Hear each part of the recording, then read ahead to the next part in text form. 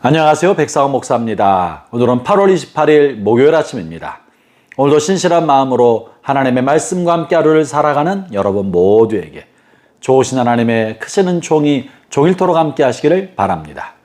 오늘 주신 하나님의 말씀은 시편 131편의 말씀인데요.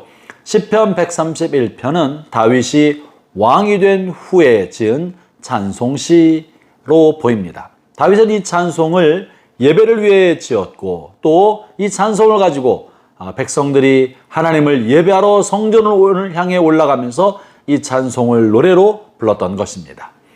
다윗은 이 찬송을 통하여 자신이 왕으로서 자신의 남은 생애를 살아갈 때 하나님 앞에 늘 두려운 마음과 떨리는 마음으로 이것을 조심해야지 하는 마음으로 이 시를 쓴 것처럼 여겨집니다. 다윗이 왕이 된 이후로 늘 조심하면서 하나님 앞에 두렵고 떨림으로 살아갔던 내용이 뭘까요? 본문 1절의 말씀을 읽어보죠. 여호와여, 내 마음이 교만하지 아니하고 내 눈이 오만하지 아니하오며 내가 큰 일과 감당하지 못할 놀라운 일을 하려고 힘쓰지 아니하나이다. 여러분, 1절의 말씀은 굉장히 중요합니다. 다윗이 왕이 되었습니다. 목동으로 살다가 부마가 되었고 마침내 왕이 되었으며 이스라엘 12지파가 그를 왕으로 옹립하였습니다. 스스로 생각할 때 얼마나 큰 일을 이뤘다고 생각하겠습니까? 다윗이 나가는 전쟁마다 백전백승을 거두었습니다.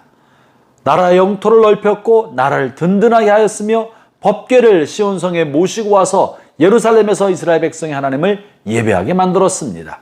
그리고 자신을 위하여 시온성을 쌓았고 또 그 아들이 성전을 지을 수 있도록 성전에 많은 재료를 준비해 두었습니다.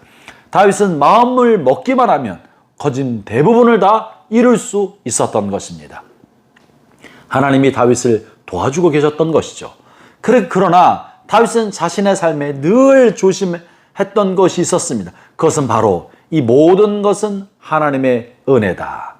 내가 한 것이 아니라 하나님께서 하신 일이다 라는 고백을 늘 잊지 않았던 것이죠. 그래서 혹시라도 자신이 왕으로서 감당할 수 없는 교만과 또 자신이 높은 마음을 가지고 교만함에 빠지지 않을까 늘 긴장하고 살았던 것입니다.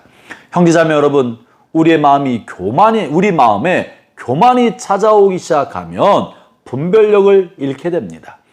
올바른 사리 판단을 하지 못합니다. 교만이 찾아오면 자기 자신감이 과잉되게 부풀어지기 때문에 올바른 판단을 하지 못하게 되는 거예요. 그래서 눈앞에 닥칠 위기를 아무것도 아닌 것처럼 대수롭게 여겨서 마침내 멸망하게 되는 것이죠. 그래서 다윗은 평생토록 자기의 마음에 교만함이 찾아오지 아니하도록 조심하고 조심했습니다. 또 스스로 마치 높은 사람이냐 하지 않도록 자신 눈이 오만하지 않도록 늘 경계하였던 것입니다. 그것이 1절에 싣고 있는 내용입니다.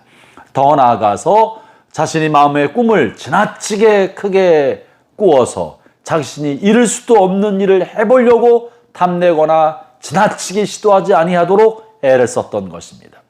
다윗이 감당할 수 없는 꿈을 꾸고 너무 넓은 영토를 얻으려고 하고 대단히 많은 업적을 남기려고 했다면 백성들은 노동력으로 군사력으로 동원되면서 말할 수 없는 고난과 아픔의 시간을 가졌을 것입니다.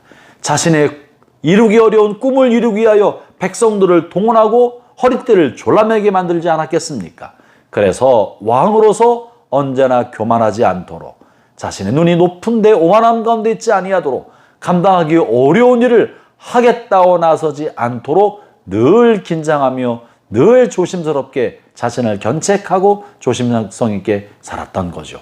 사랑하는 형제자매 여러분, 여러분 속한 공동체 안에 여러분이 큰 꿈과 비전을 갖게 되기를 바랍니다. 그러나 그 큰 꿈과 비전이 감당할 수 없는 것을 하려고 지나치게 애를 쓰다가 여러분 자신뿐만 아니라 여러분의 꿈을 이루기 위하여 동원된 사람들에게도 말로 할 수 없는 피해와 고통과 어려움을 줄 수 있다는 사실을 잊으면 안 됩니다.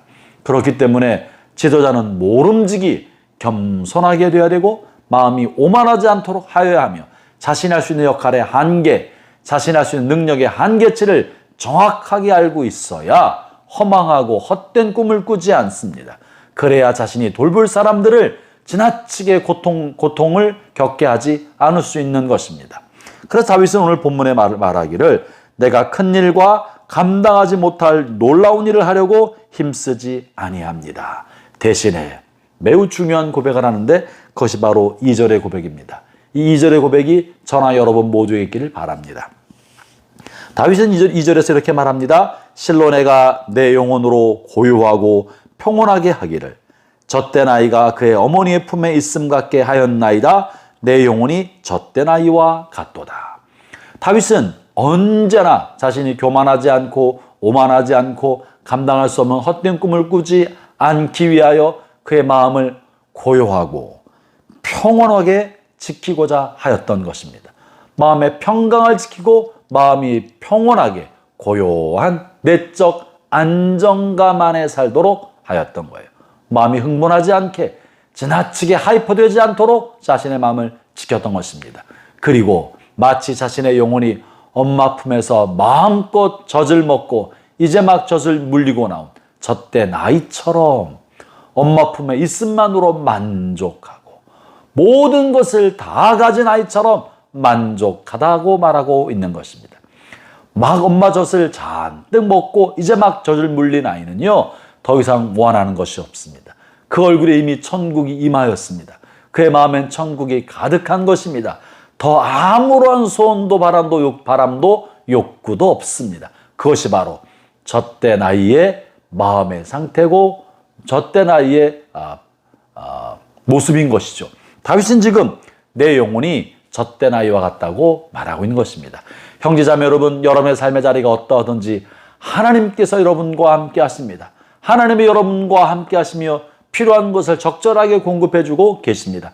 그러므로 저나 여러분의 마음의 상태가 언제든지 젖을 잔뜩 먹고 막 젖된 아이처럼 마음이 가득하고 부족함 없고 모자랄 것 없이 완벽한 상태의 안식과 기쁨과 가득 찬 만족감을 누리기를 바랍니다. 젖된 아이처럼 마음이 평온하고 온유하고 주의 은혜로 가득하여 더 이상 바랄 것 없는 상태의 삶을 살아가는 것, 그것이 우리가 허황된 꿈에 휘둘리지 아니하고 마음을 교만한 데 두지 아니하고 주 앞에 평온한 삶을 살아가는 삶의 비결인 것이죠. 오늘도 저나 여러분이나 주님 안에 만족하며 감사함에 가득한 하루가 되시기를 축원합니다. 기도하겠습니다. 하나님 아버지 감사합니다. 우리가 주님으로 만족합니다. 주님 주신 은혜로 족합니다. 더 바랄 것도 없고 요구할 것도 없고 필요한 것도 없습니다. 주님 주신 이것으로 만족합니다. 감사합니다. 예수님 이름으로 기도합니다. 아멘.